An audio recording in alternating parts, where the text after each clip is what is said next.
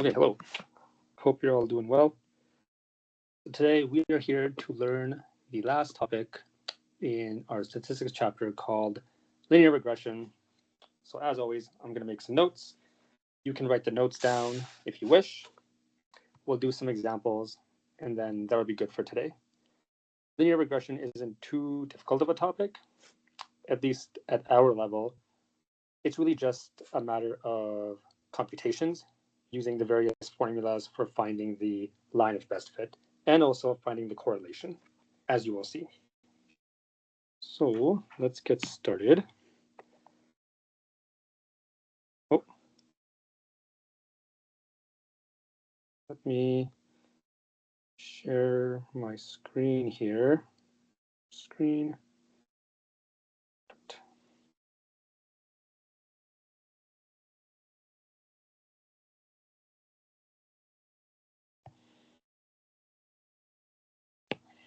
So all of my notes are up here already. Introduction, some basic theory. There's the two formulas that we need, which are on the formula sheet. Some examples, and then correlation, just some basic theory, and then more examples.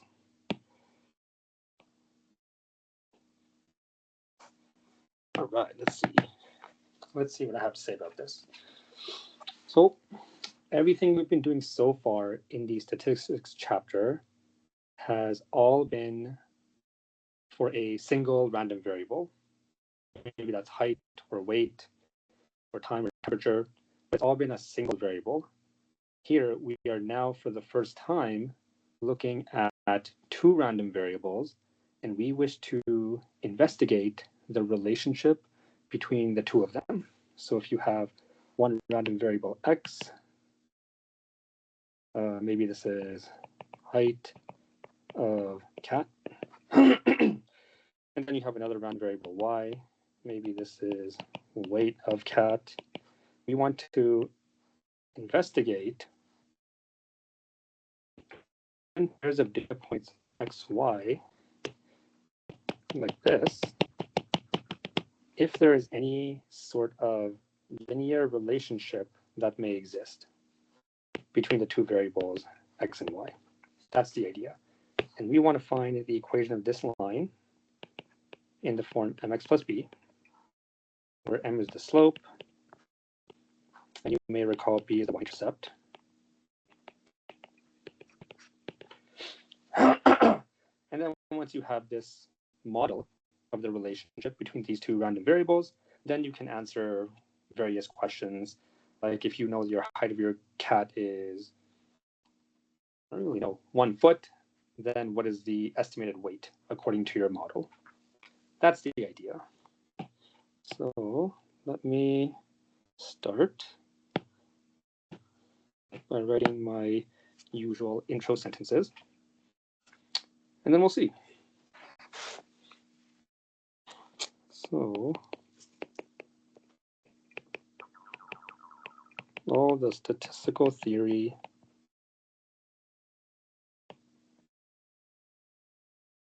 we have covered so far has involved only a single variable. Involved only a single random variable.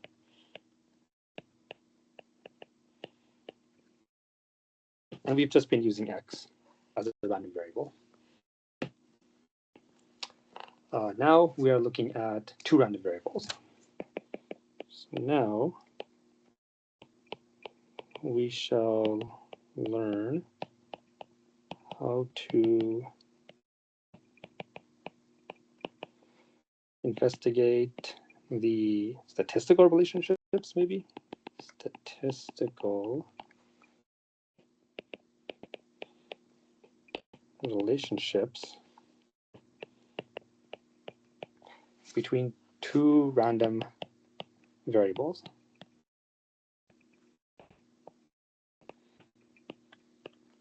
Which for now I'll just call capital X and capital Y.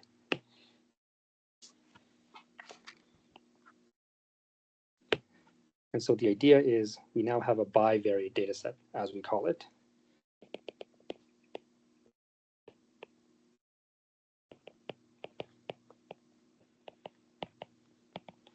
We have bivariate data.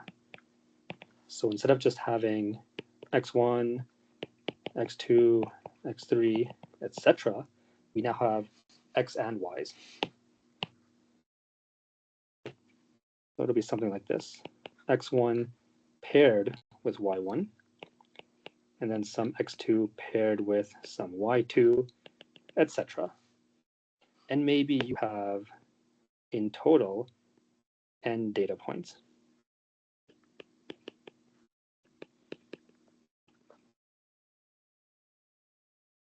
Okay, so that's what we're going to do. That's my intro. So let's see.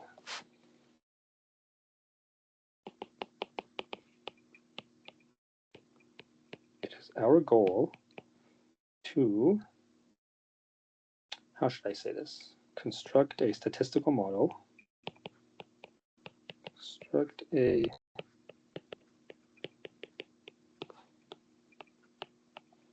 statistical model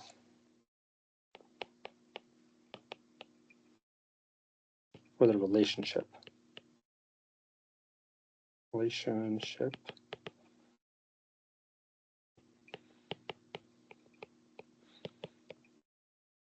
between the xi and the yi.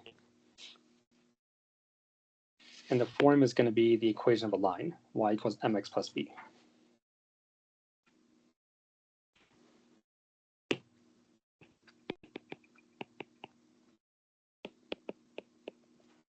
In the form y equals mx plus b. So our goal is to figure out what the slope has to be and figure out what this y-intercept has to be. Okay. This model is called a least squares regression line. Sometimes it's also called line of best fit. Maybe that's how most of you know about its name. So called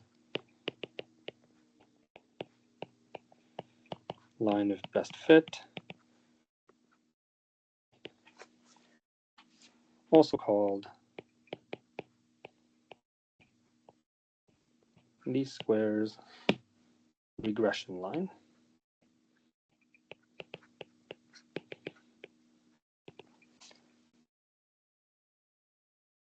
So there we go. That's my intro. If we were taking a more, I guess, legitimate statistics course, or if you were taking a theoretical higher level statistics course, you would go through all of the background material in how to construct this y equals mx plus b line of best fit. As it so happens, to do all of that, you actually need concepts from Calculus 3. And of course, we don't learn Calculus 3 here in our institution. And so what I'm going to do is I'm going to switch over to my actual lecture notes, and we'll just read what I have to say about that. It's not something that we have to memorize or know about. It's just good to be familiar with how it works. And then we'll look at the formulas, and then we'll do some examples.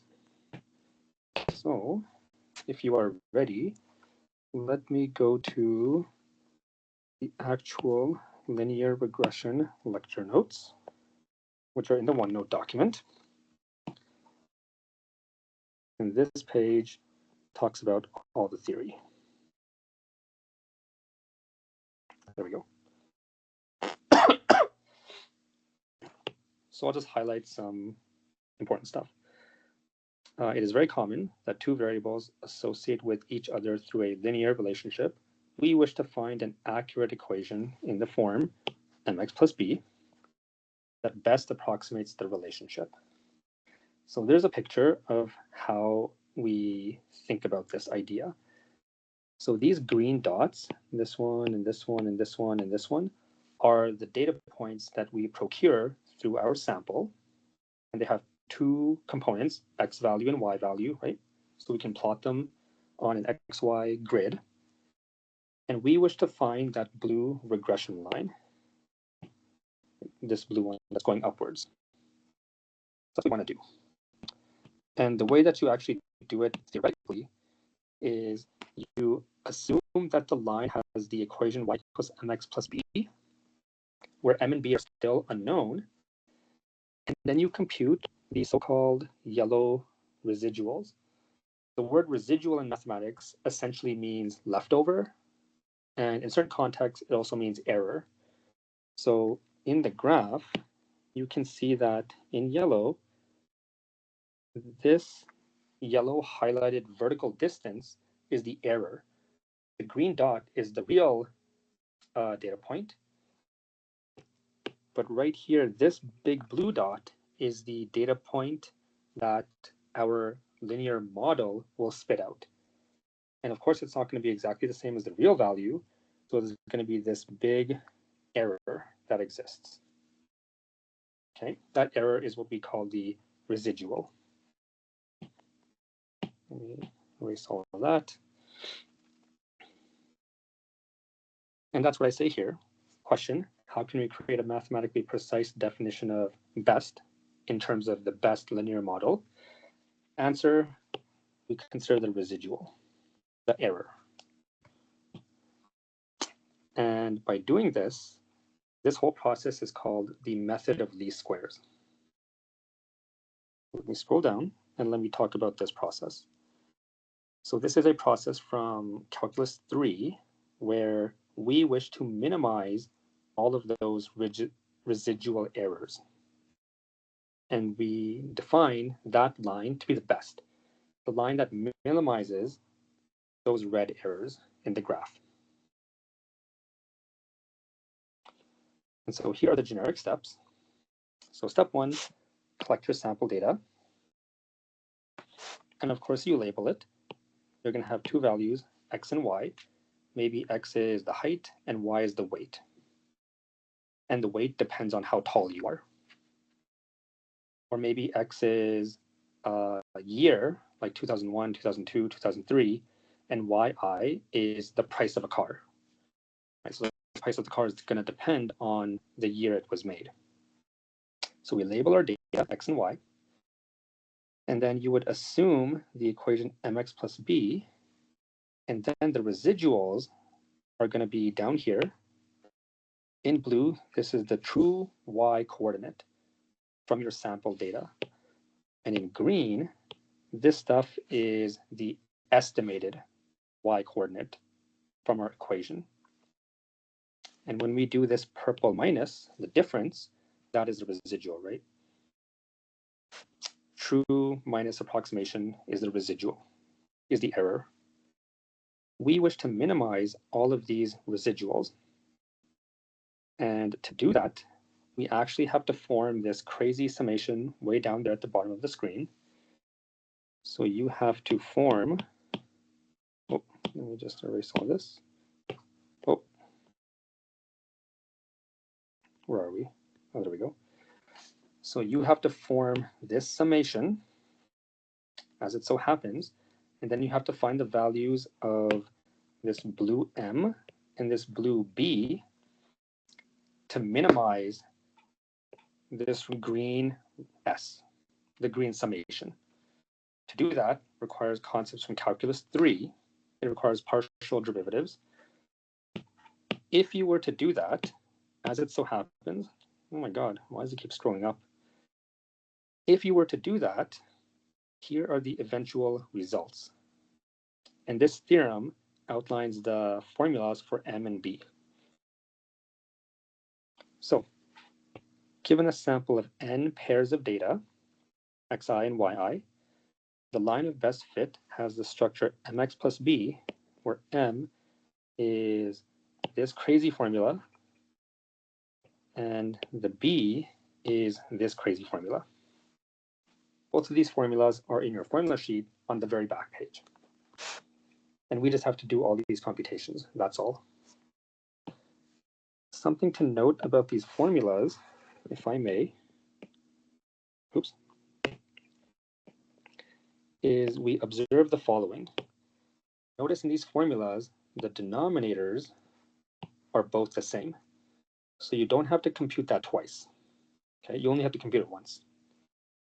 And as it so happens, this green numerator right here, this guy will be repeated again when we talk about correlation. So that's going to be repeated in a different formula later on in today's lecture. So you won't have to compute it again. And the yellow ones are common. So it's all a matter of computing all of the summations that you see here. So you would have to compute this summation, the sum of x times y. You'd have to compute sum of x. You'd have to compute sum of y. And you'd have to compute sum of x squared.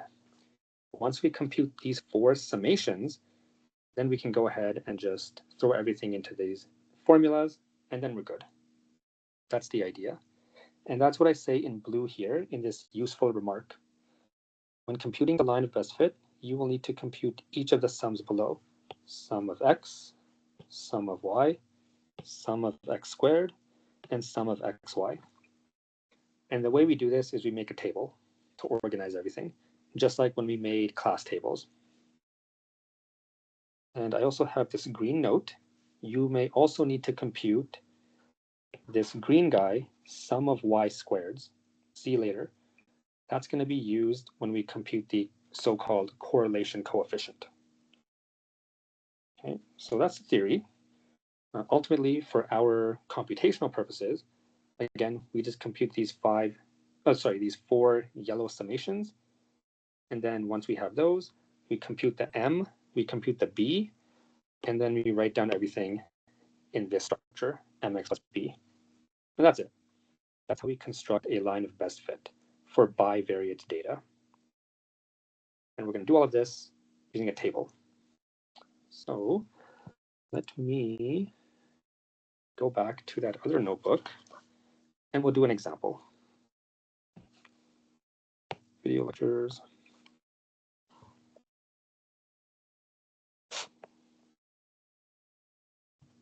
Go. So maybe I'll say, oops, just to write all that stuff down as a summary. It can be shown that the formulas for M and B are like this. M equals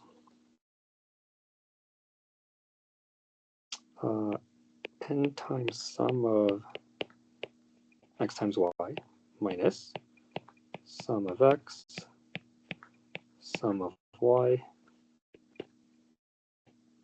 and the denominator n times sum of x squared minus sum of x, and then squared on the outside.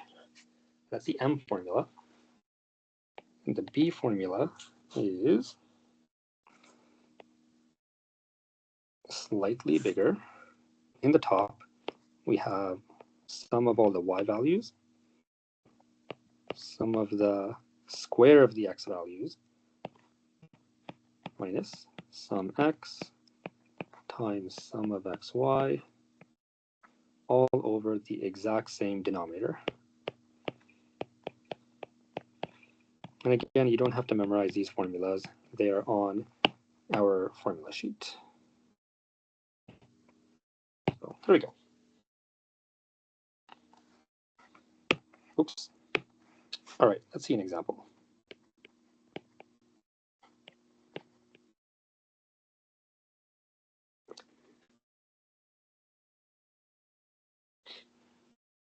Okay, how about we do this example here? Give me a second.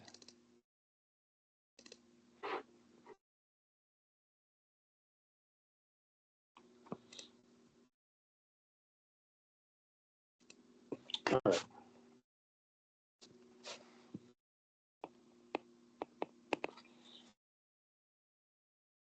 Consider the following data set.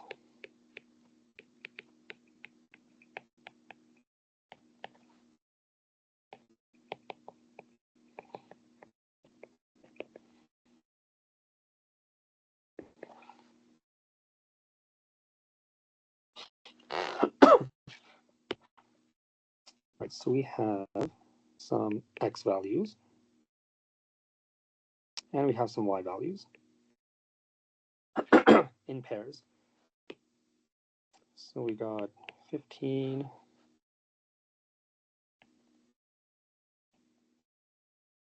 10.8, 9.30, 3.55, 4.60. And then we have corresponding y values. 3, 4.1, 5.6, 8.0, 10.50. And they just happen to include decimal numbers. That's not a big deal. And the question is, construct the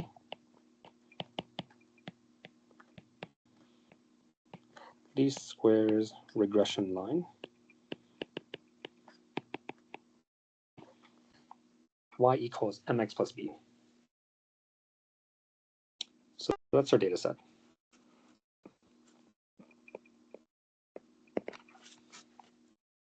Okay. So first thing you want to do is you want to make a table. So first,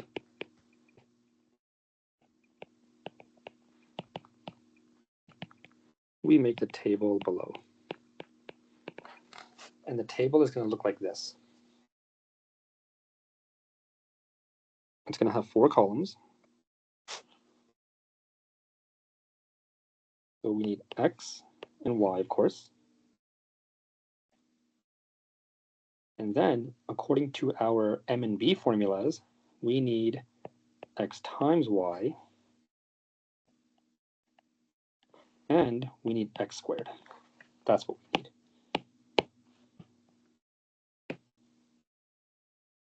So let me copy down the data. We have 15, 10.8, 9.3, 3.55, 4.6, and the y values 3, 4.1, 5.6, 8.0, 10.5. And now we have to compute this entire column and this entire column. Oh, what the heck? So we bust out our scientific calculators. X times y, 15 times 3 is 45, 10 whoops, times 4.1, 44.28, 9.3, 5.6, 52.08,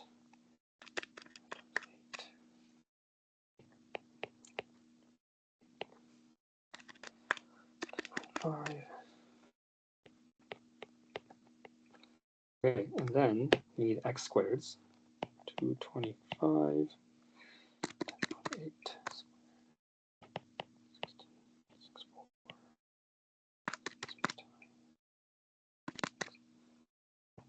52.08, 28.4,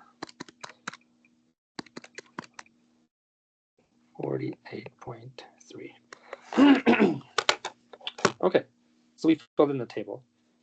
It is extremely important to fill in this table very carefully. You don't want to make any mistakes. Let me move that to the side. And now we total each column. So we have sum of x, we have sum of y, we have sum of x times y, and we have sum of x squared.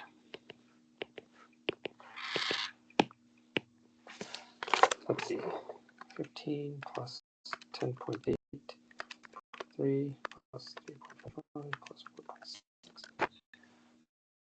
Whoops, 43.25, right? If we add up all of these numbers, that's 43.25. And then 3 plus 4.1 plus 5.6. And this is 31.2. 45 plus 44.28. 4. This one is 218.06.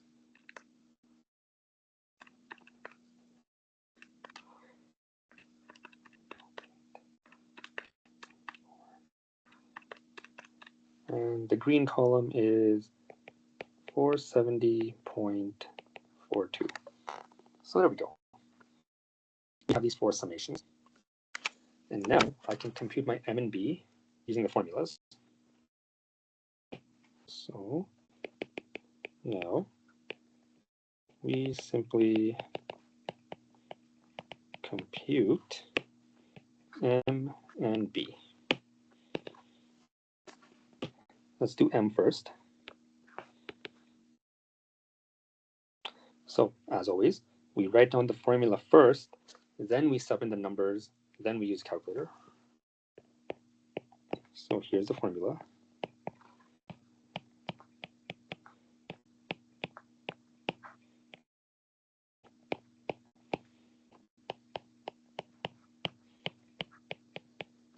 All right. So let me sub in the numbers. Now, very important, in green, this N, these guys are the number of data points. And in this case, there are only 5 data points, all right? Because if I scroll up and I look at my original table, how many data points do I see? 1, 2, 3, 4, 5. So N equals 5. Very important. A common mistake that people make is they will say N equals 10 because they just see 10 numbers and they'll say 1, 2, 3, 4, 5, 6, 7, 8, 9, 10. And that is incorrect because in this bivariate data set with 2 random variables, a data point consists of 2 numbers, not just one number. So that's why you have to count it like this. 1 data point consisting of 2 numbers, 15 and 3. Here's another data point consisting of 2 numbers, 10.8 and 4.1. 3 data points, 4, 5 data points. So N equals 5. Okay. Oops. So, very important. Let me sub in all the numbers. So we got 5 times sum of xy is 218.06 minus sum of x is 43.25 times sum of y is 31.2. 31.2 all divided by 5 times sum of x squared is that 470 number. 42 minus, and then sum of x all squared. So very important, this green square is on the outside. So it's really this yellow sum is this yellow guy right there. And then you square it afterwards. So 43.25 squared. There we go. Just to help you with some color coding, that's yellow. This blue guy is right here. This green guy is right here. And this purple guy is right here. Okay. And now we just use a calculator. Let me erase all of that. Oh, it's erasing the number. That's okay. So we chuck this in the calculator. And the way you want to do it is you actually want to do the numerator and denominator separately, just for M. And we'll see later why that is. So 15.06.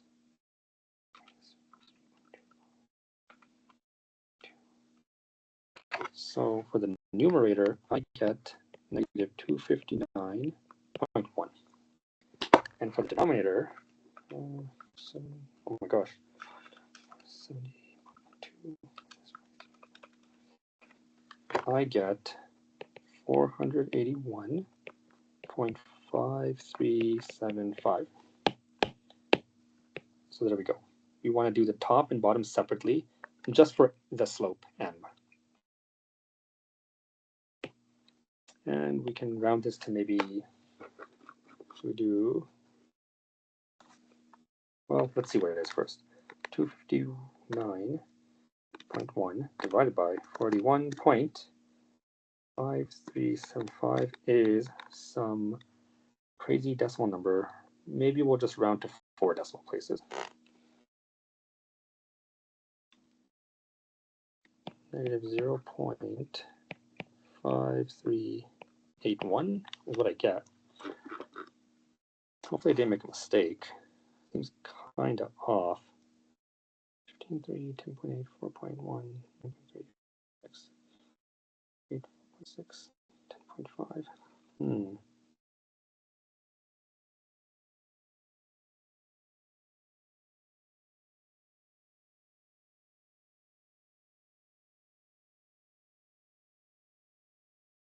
Seems shady.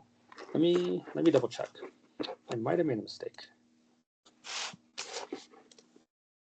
Okay, X, Y. So the way that I'm checking is I'm just using Excel.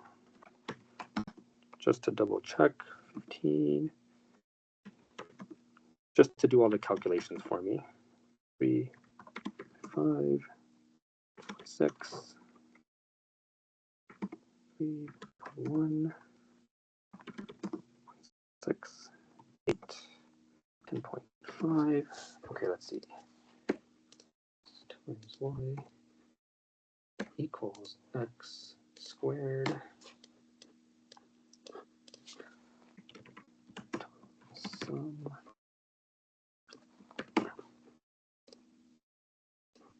43.25, 31.2, 247. Oh, is sum of x squared incorrect?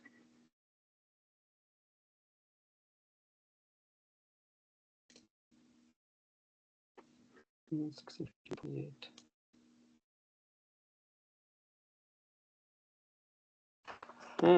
My mistake.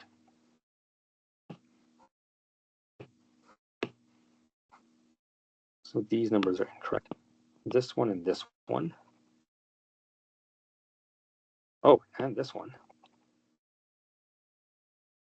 God damn. All right, that's okay. No problemo. 5.6 squared. 9.3 squared. 6. 6.49. 0.6025. 21.16. And so this summation for sum of x squared is going to be 461.8925.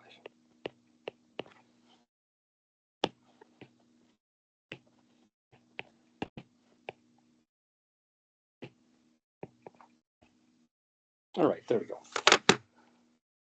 See, I told you, you got to be careful. Even I make mistakes like that. So let me redo all this. Kind of unfortunate, but that's okay. At least you saw me make a mistake, and hopefully you won't make the same mistake. So 5 times 218.06, sum of x, 43.25, sum of y, 31.2, 5 times 461.8925 minus 43.25 squared. So Again, we do the top and bottom separately. 5 times 218.06 minus 1. All right, so that turns out to be the same thing, which makes sense. In the bottom, 5 times 461.25 minus is definitely a nicer number. Here we go.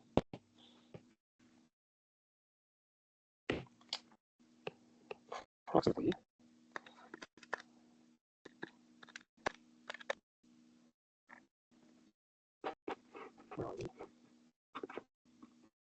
All right, so we're round to 4 decimal places, negative 0.5903.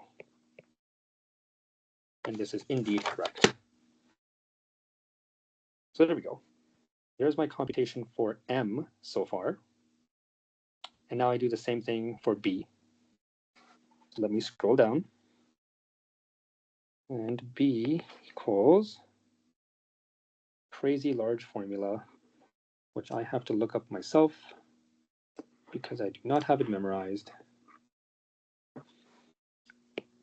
Sum of y times sum of x squared minus sum of x, sum of xy. And the denominator is the same.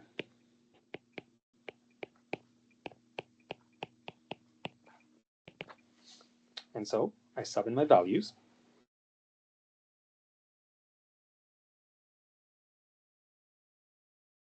So sum of y is 31.2.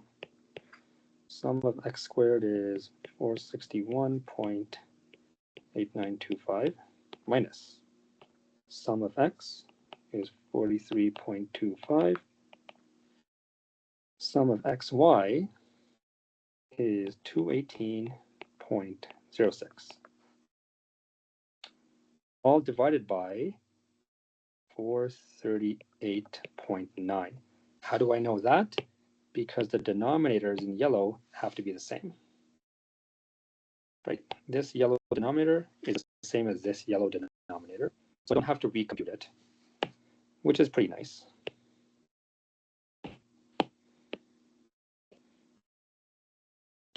And so I can throw all of this in my scientific calculator, and we will just round to 4 decimal places. So let's see what we get. And in this case, you are able to put the entire thing in the calculator because this numerator value we don't need to know in the future. It's only used for the b coefficient. So 31.2 times 461.8925 is this, minus 43.25 times 218.06 is that, divided by 438.9. So approximately, 11.3464. And there we go. We have computed the m and the b, and now we just write down the answer. So now we just say, thus,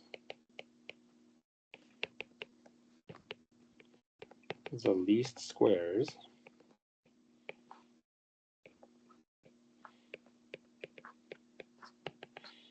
regression line is y equals mx plus b, and we just sub in the m, and we sub in the b, and then life is good. What was it? Negative 0.5903 times x plus 11.3464. There we go. That is the answer to this question. Let me just show you the whole question on one screen in case anybody wants to take a picture. There we go. Oh, there we go. This was the whole question. And just to recap, we were given this yellow bivariate data set it has 5 values, 5 pairs. 1, 2, 3, 4, 5. So n equals 5. And we want to construct the least squares regression line.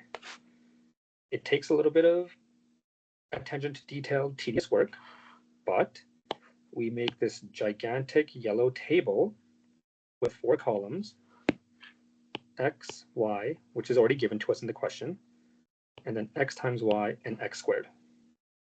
We compute all of these colorful values, and then we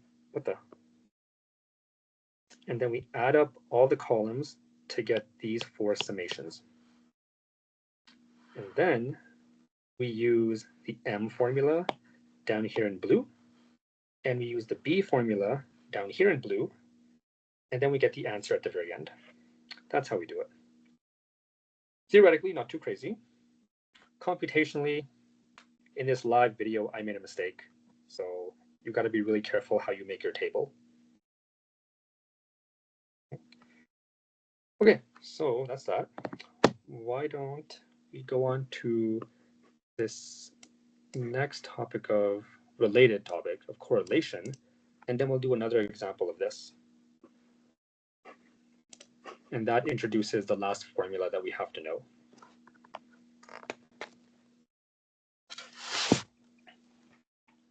So let's do that next. If that is all right with all of you.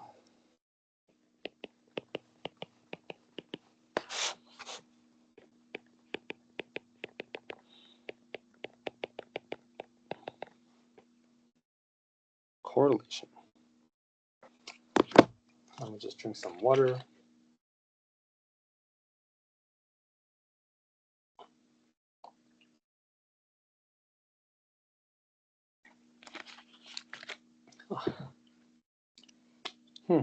Okay.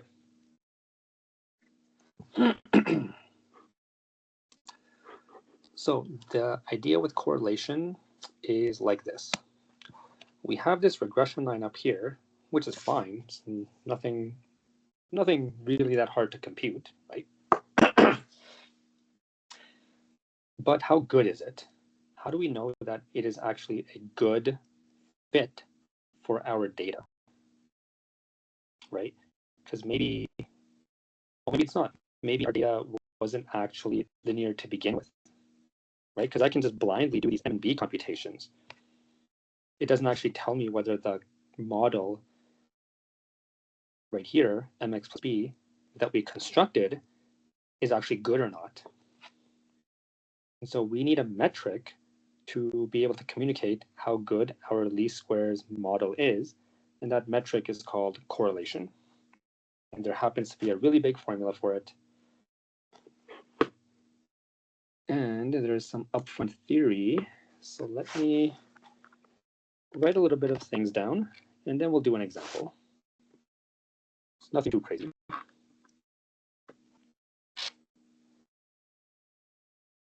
So maybe intro sentence. Now that we can construct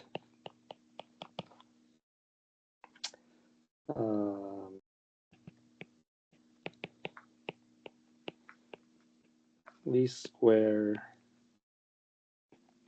regression lines,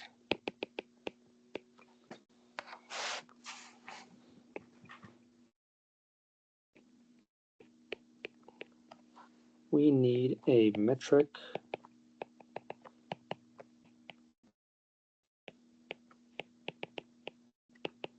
to communicate, how should we say, how good of an estimate / model it actually is. That's what we want. Because of course, like I said, we can blindly compute M and B. That's just blind computation. And I can write down the least squares regression line like I did here. That's easy. But how do we know it's good or not? That's what correlation is. So Maybe I'll do it like this. Correlation is a measure of strength of the linear relationship.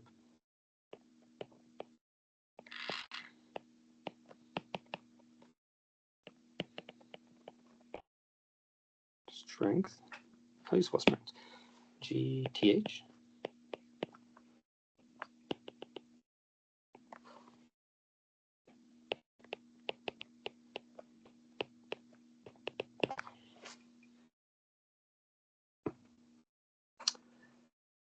And as it so happens, you can have a positive correlation or you can have a negative correlation.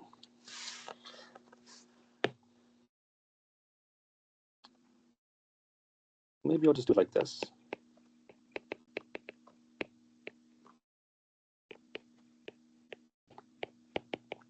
So these are keywords. Positive correlation.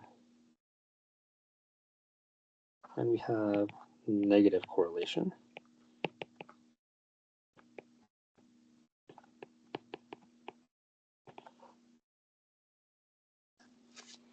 And this doesn't mean it's good and bad. It just means essentially whether the line goes up or the line goes down. So positive correlation visually would look like this. It would just be something going upwards. A negative correlation would be something like this. It's just a line of best fit that goes downwards. That's all. So in the first case, the slope, m is positive. In the second case, the slope, m is negative. That's all it means. It doesn't mean that the relationship between the x and y variables is good or bad. It just measures whether x and y increase in the same direction or in the opposite direction. So just as an example, maybe I can do it here. Example, maybe x is, let's say, what should we say? Study time.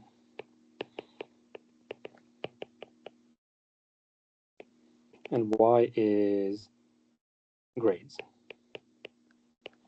Certainly, one would believe that as the study time increases, the grades also increase. So that would be an example of a positive correlation because the line of best fit would be going upwards. As you increase the study time, your grades will also increase. An example of a negative correlation, let's see. Maybe it is like,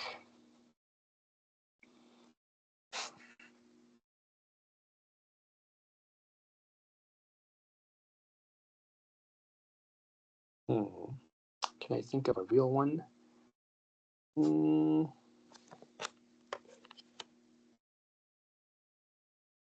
So maybe you could say x is amount of sleep.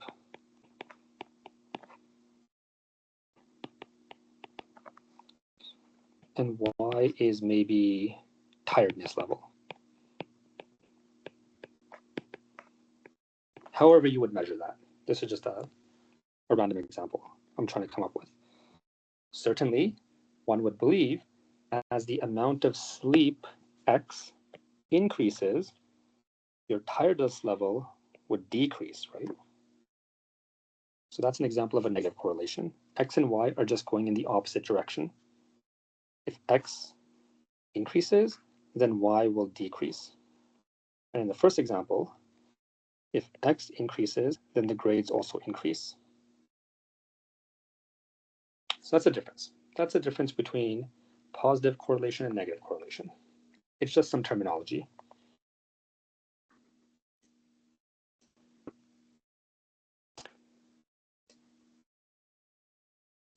And then we have the formula for correlation.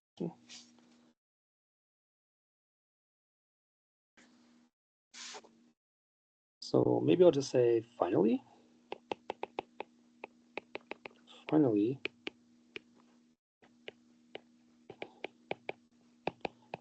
to compute the so-called correlation coefficient, we have this crazy large formula.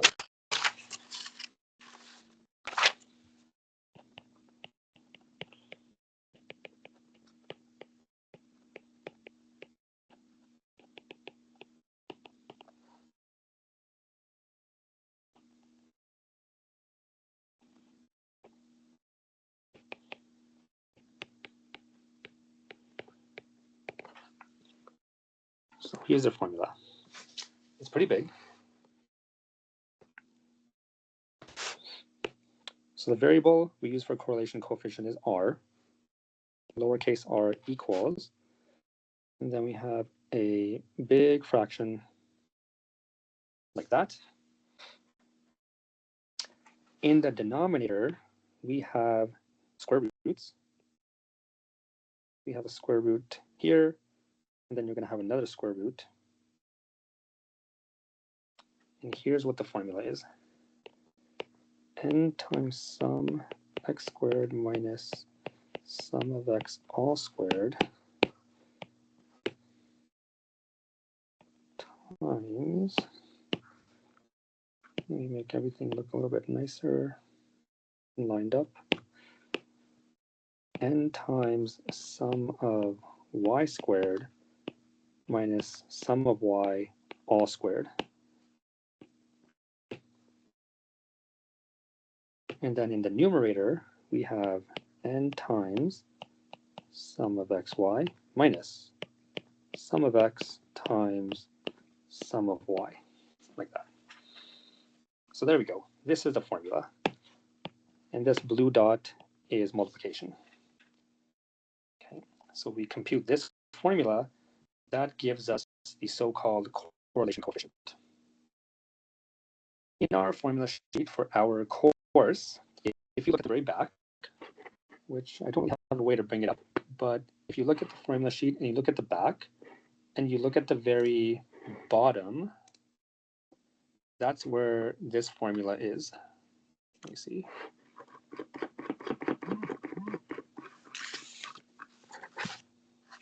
Oh, this is the old formula sheet. Where is the new formula sheet?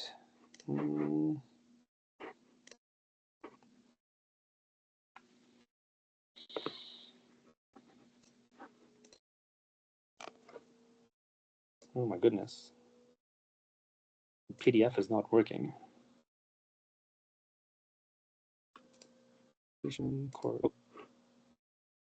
Formula sheet. Okay. So I don't have a way to bring it up here, but if you're looking at the formula sheet and you look at the very back page, that's where all the statistics formulas are. And at the bottom, we have the formulas for M and B, or the line of best fit. And just above that, we have the formula for correlation coefficient. If you look at it carefully and you zoom in and you look at the denominator of the formula that's on the formula sheet, you will notice that they only have one single square root. So look here on the screen. In the, oh, what the heck? So the formula sheet does this. Big square root like that.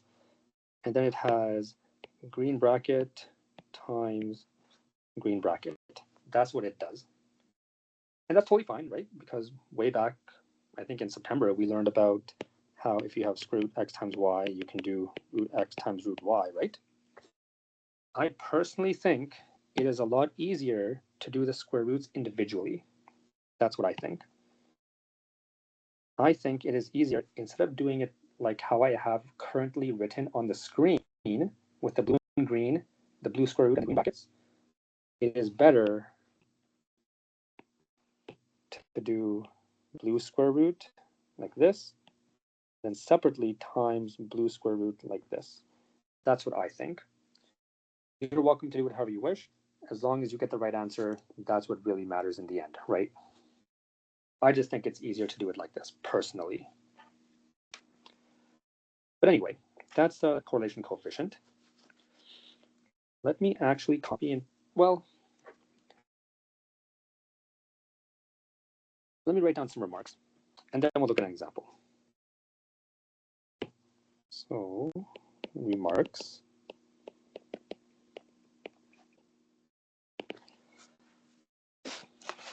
So, as it so happens, you can prove that the R value is always between -1 and +1. It is always the case that -1 is less than R less than +1. So R is always between -1 and +1 for sure. So if you get something that's like R equals 2 point whatever, you made a mistake. If you get R equals -1.5, something, you made a mistake. R can only be between -1 and +1. Okay, so that's remark number 1. Second remark, we have some terminology. If R equals +1, this is what we refer to as a perfect positive correlation.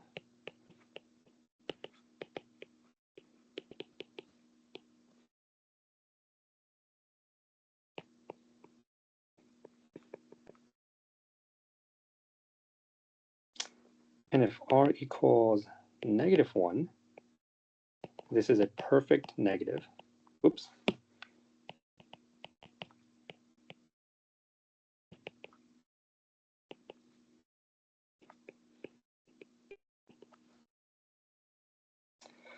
And the chosen terminology perfect means that if you were to graph your sample data points X and Y, and you plotted them as a scatter plot, they perfectly lie on the line of best fit, precisely. That's what we mean by perfect.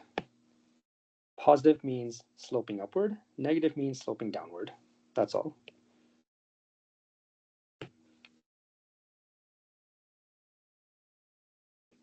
And then we have some more terminology.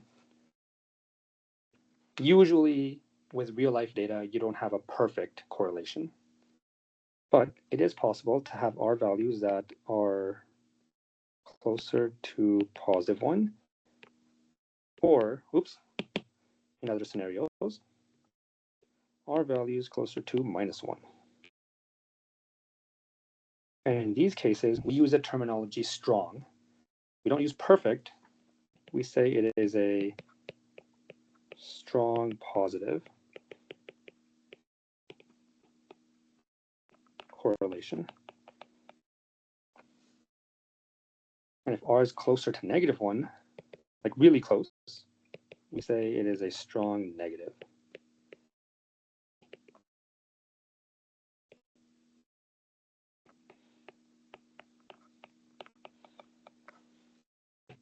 So for example, for this one, if you had R is approximately 0.95, that would be a strong positive, right?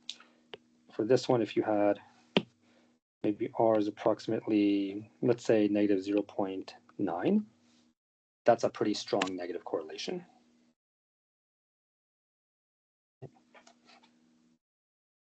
And there we go. That's all I really have to say about correlation coefficient. It's just a way to measure the strength of a linear relationship. It could be perfect, but usually it's not. Usually it's either strong or weak. Okay, that's what I have to say about that. Let's do one more example where we have to find the line of best fit and then also compute the correlation coefficient and then also use the line of best fit. That's a kind of example you would typically see on a test or on a final exam.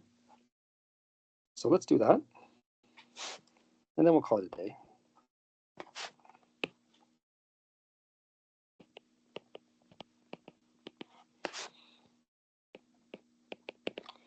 All right, let's see. What example should we do? Maybe the examples that are in my notes I will leave for all of you to do instead. I wonder if I can find another example.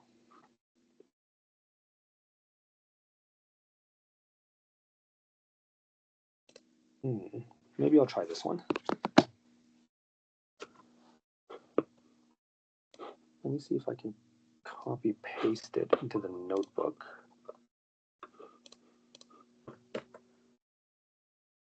Oh yeah, that's the stuff. There we go. So we will do this example.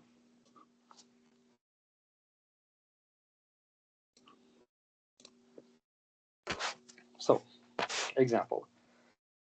Let's see what it says. The fuel consumption, X, and the CO2 emissions, Y, for Canada's most fuel-efficient cars of 2017 are shown in this table. Okay, fair enough. So X is the amount of fuel that's used. Y is the CO2 emission. And it looks like we have 5 data points, right? Remember, it's 1, 2, 3, 4, 5 data points. And part A says, construct a least squares regression line. That's easy. That's just y equals mx plus b, where m and b are those big formulas. Compute the correlation coefficient. That is now easy because we have a formula for r equals whatever. That's this big formula at the top of the screen. And then part C and D is new. Part C and D are asking us to use our least squares regression line to make estimations. So let's do this together. But of course, I want you to try it first. So I want you to very kindly pause the video and do part A, construct a least squares regression line. And then to do that, you have to make a table, right? So just to get you started, here's what you would do.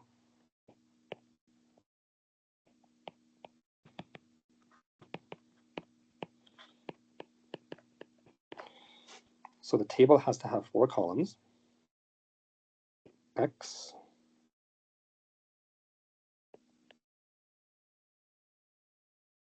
Y, and we need X times Y, and we need X squared. Now, here's something new. You also need to compute Y squared, because this Y squared column is going to be used in the correlation coefficient. Where specifically? Well, if we scroll up and we look at the formula, right here in yellow, here is where we need to add up the Y squareds. So now you need a 5th column, this yellow Y squared column. So that's what I want you to do. Make this table, fill everything out, and then once you do, let me just move that to the side, get the summations. So tell me what sum of X equals, tell me what sum of Y equals, tell me what sum of XY equals, sum of X squared, and now sum of Y squared.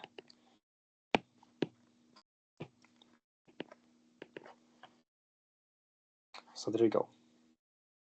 And here is all the X data, right? So all of this red X data is going to go into this column. All of this blue Y data is going to go into this column. Whew, all right, so pause the video, get the table, and get these 5 summations. Once you do that, unpause, and then double check that your summations are the same as mine, and then we will compute M and B. Okay, so please go ahead and do that. And I am going to take a drink of water.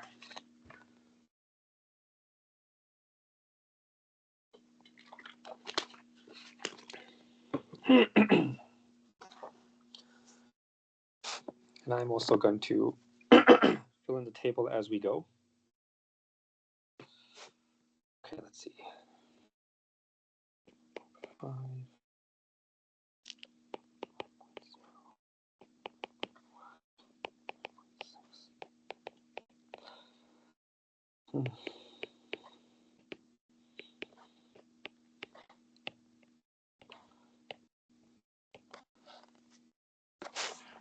Okay, let's see. Here, all this.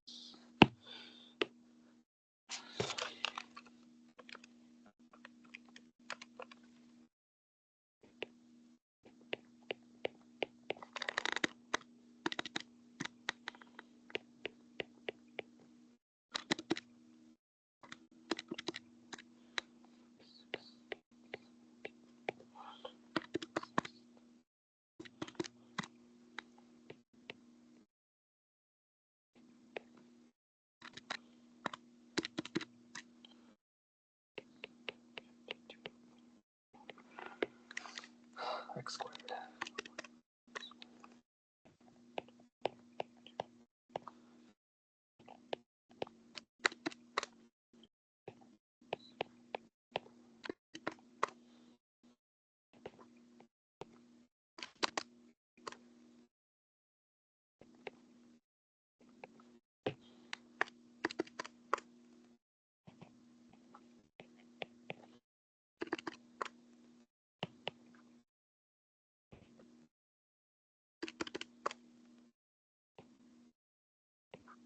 Oh, 14641. I should have known that.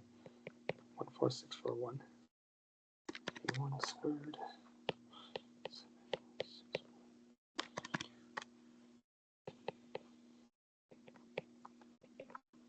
Okay.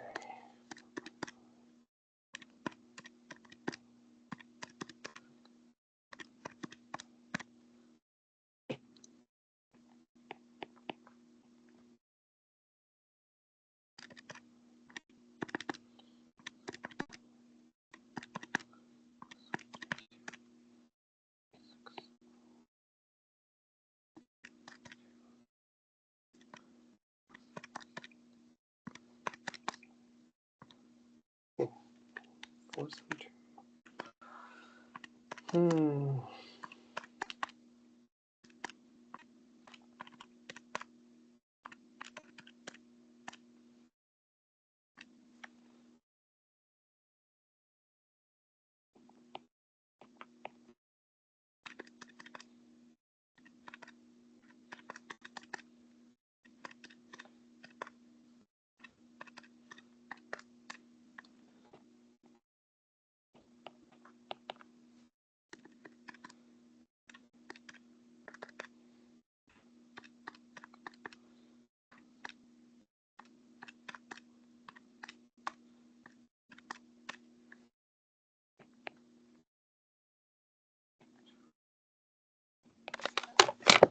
Okay, so this is what I get.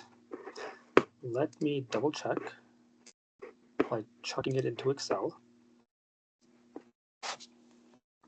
just to make sure it's all good.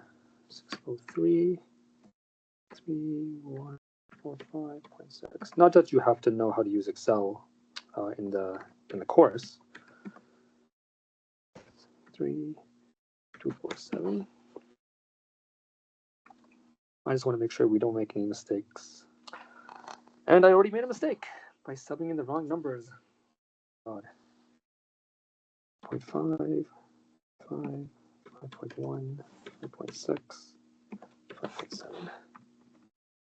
The Y, 105, 1114, 121, 131, 132. Squared.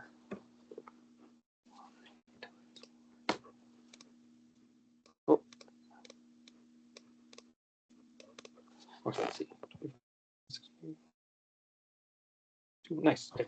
So these 5 red summations are correct. That's hopefully what you got as well. And now we compute M and B. So now I want you to, again, pause the video. And now compute M and B using the formulas on the formula sheet. And just a reminder, if I scroll up, that was these formulas at the top, right? M and B. But don't use these ones on the screen. Download the formula sheet or bust it out of your backpack, wherever it is, use the ones on the formula sheet. Even though they're the same, you want to get used to using the formula sheet. So please go ahead, pause the video, compute M and B. And I'm going to do it here as well, because it's going to take me some time to do it. So, okay, let's see. It is okay,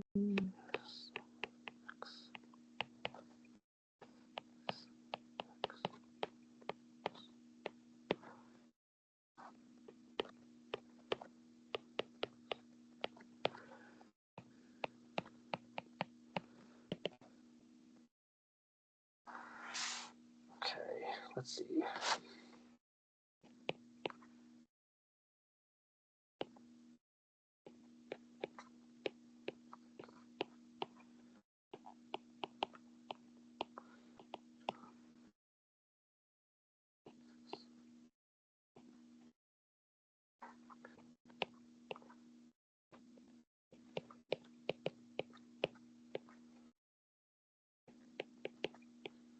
Squared.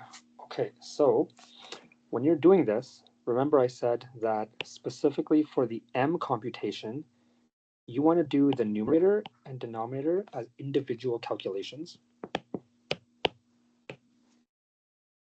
And when we compute correlation coefficient, you'll see why.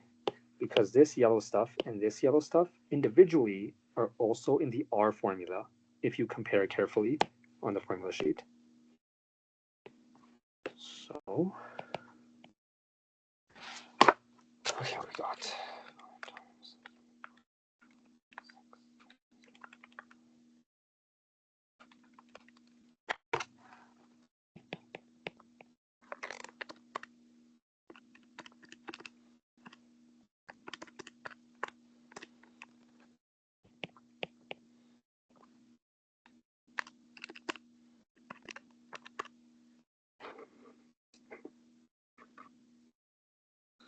Maybe we'll just round to 2 decimal places, I guess. 23.27. So that's what I get. And then same thing for B. So B equals,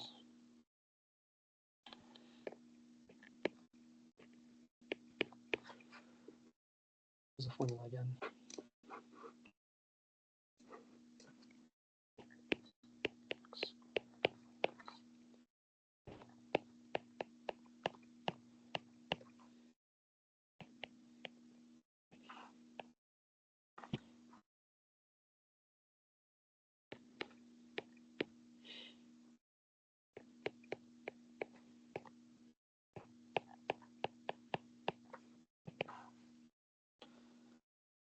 Okay.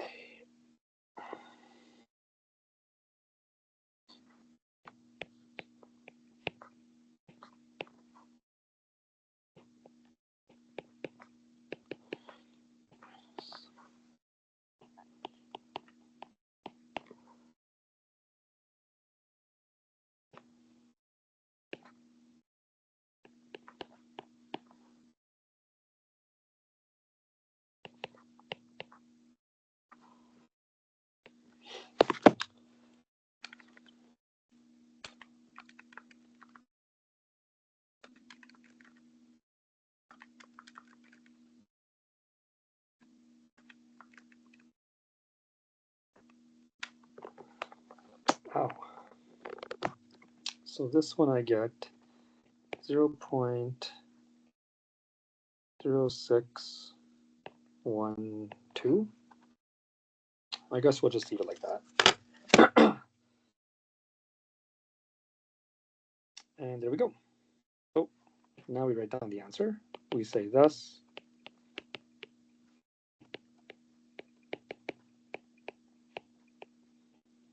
The least squares regression line is y equals mx plus b.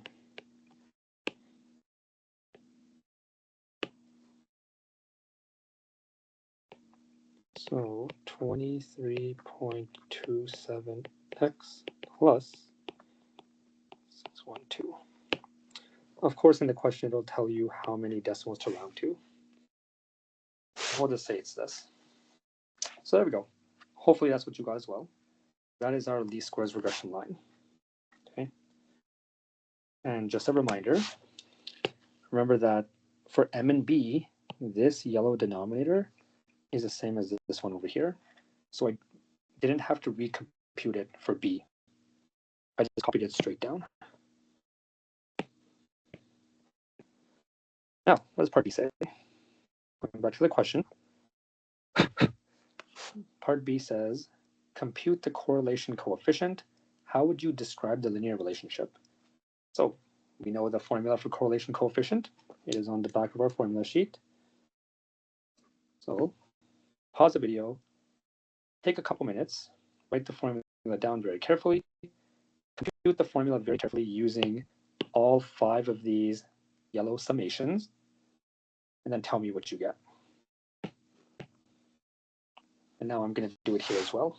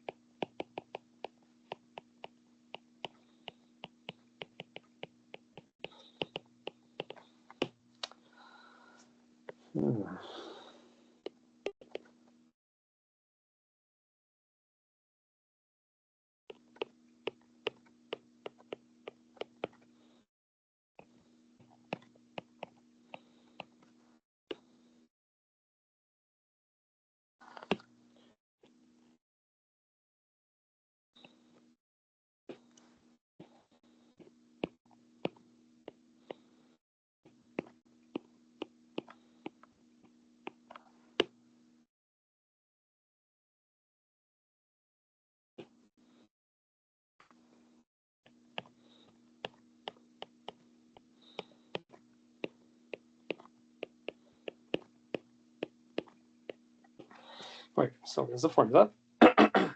Now check this out. If I scroll up and I look at my M and B formulas, or I really should say my M formula at the very top and my R formula at the very bottom, this entire yellow stuff is exactly the same. And the value is 110.3. This entire blue denominator is exactly the same right here at the bottom of your screen, this denominator under the square root. And its value is 4.74. So we already have half the formula finished. What remains is this green stuff right here. So when you're computing correlation coefficient, it's only the green stuff you have to do. The yellow stuff and the blue stuff you will have already done in your M computation. And that's why I've been saying for the M computation, you compute the numerator and denominator separately, because then you can use those values down there and down there. Okay, that's the reason. And it saves you a lot of time and a lot of headache. And if you did the whole R computation from scratch, as long as you get the right answer, that's what really matters. But now you know. So now you can do a little bit easier next time.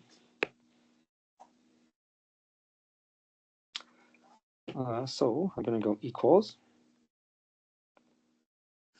What was the yellow stuff? 110.3. 110.3 divided by the square root of the blue stuff, 4.74.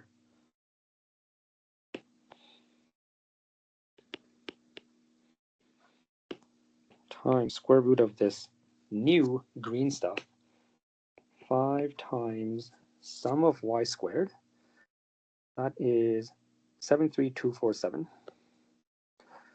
73247 minus sum of y, 603.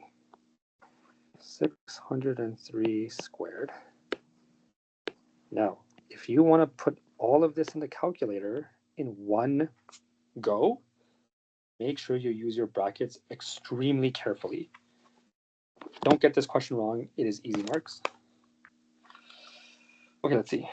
5 times 7, 3, 2, 4, 7, 6, 7.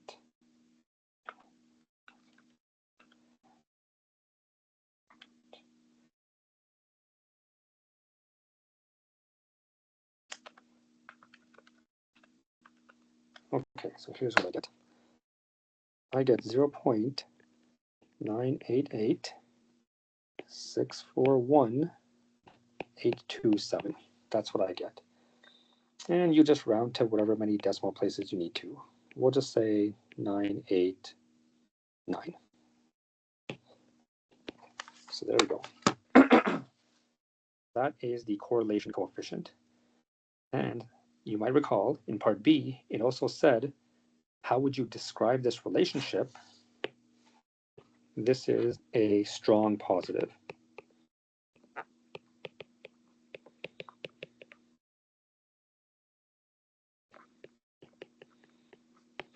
Okay.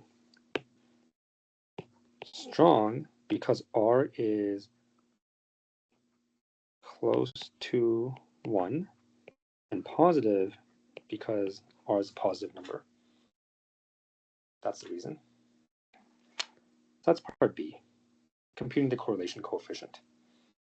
Nothing too crazy, just a bunch of computations. Finally, part C and D require us to use the linear regression formula from part A that we got. This blue guy right here to make some estimations. So let me scroll up and show you what it says. Part C. What is the estimated CO2 emission when the fuel consumption is 10 liters? So fuel consumption is X equals 10, right? And we want to estimate what is the Y value. And we use our line of best fit for that.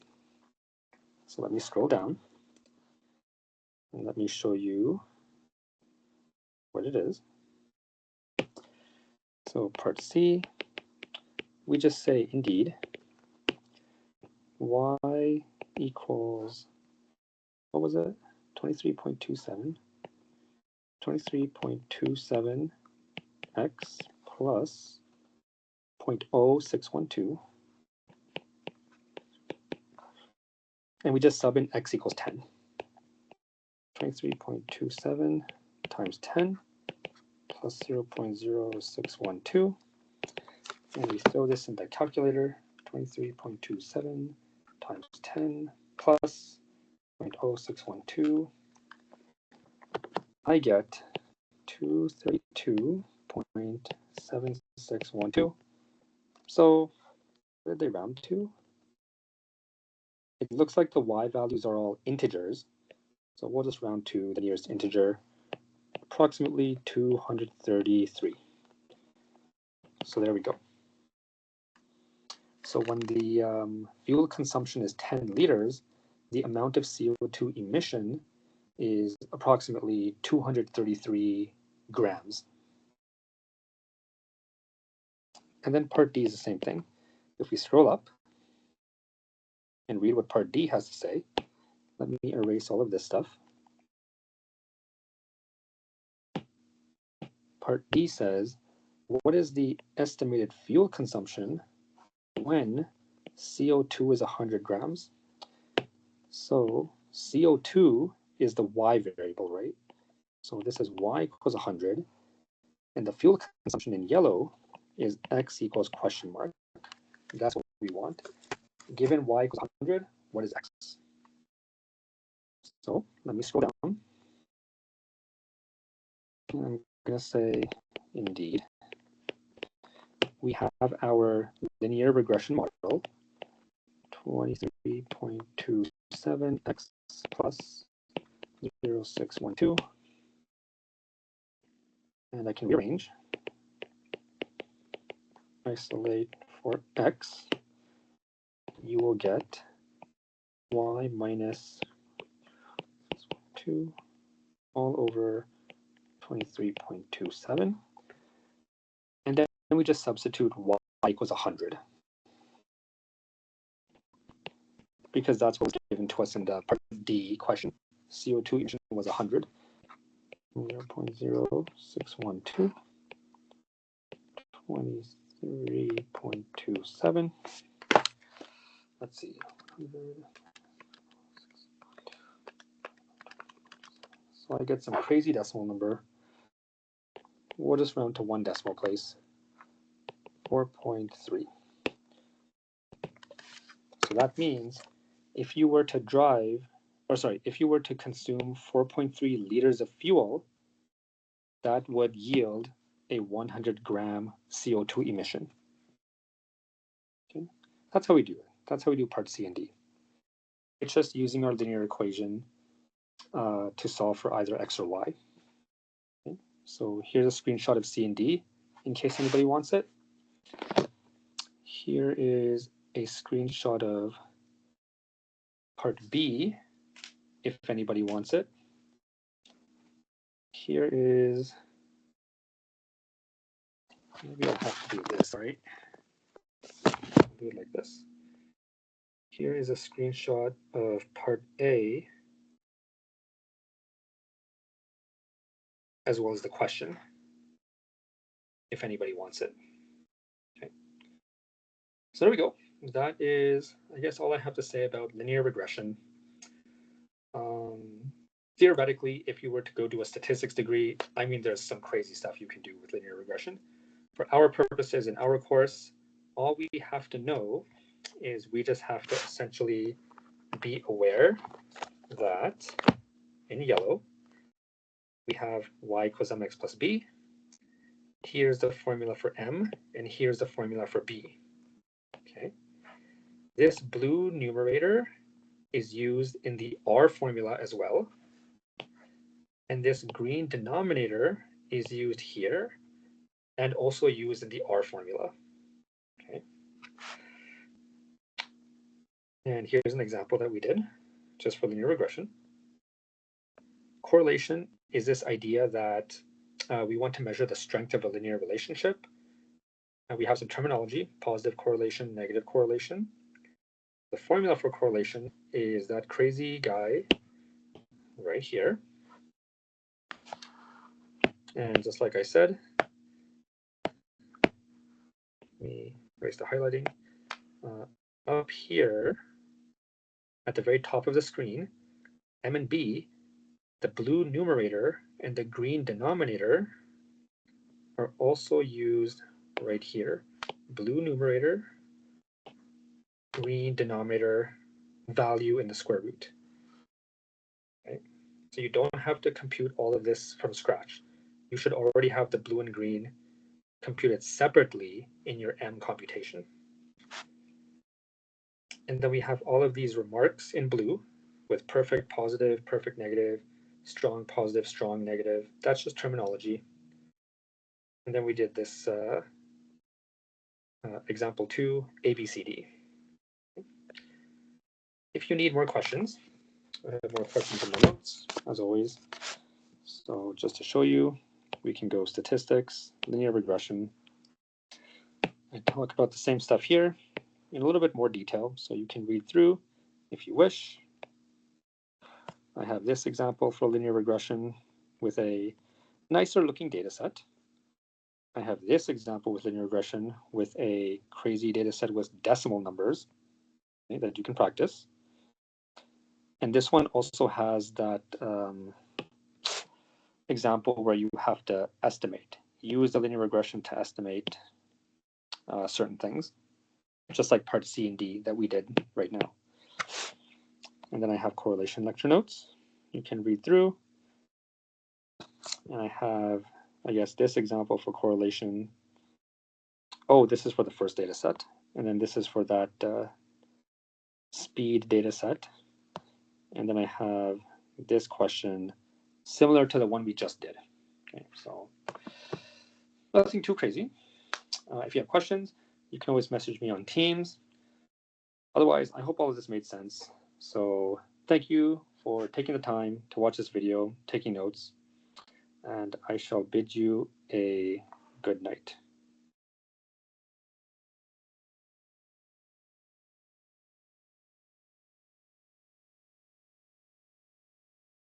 And I will stop recording now.